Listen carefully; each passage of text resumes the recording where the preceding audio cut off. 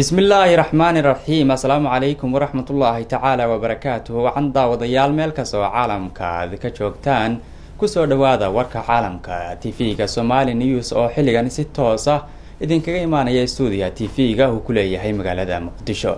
Qodobada warka aad ku daawan doontaan waxaa kamid ah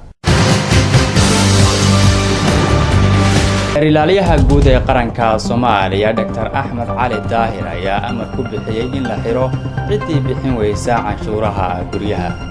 Warbixin ay soo saartay qaramada midoobay ayaa lagu sheegay in mushaar la'aanta haysata ciidamada dawladda Soomaaliya awgeed ay saameyn ku yeelan karto xasiloonida xilligan ka jirta Soomaaliya. Wasiirka warfaafinta xukuumadda Somaliland ayaa ka hadlay loolanka jira gudaha xisbiga kulmiye kaasi oo loogu tartamayo musharaxa madaxweyne ee xisbigaasi.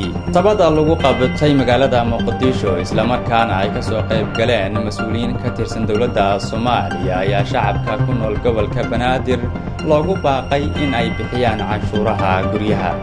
Shil baabuur oo sababay dhimashada 4 ruux iyo dhaawaca 13 kale ayaa ka dhacay duleedka degmada Ceerigaabo ee gobolka Sanaaga.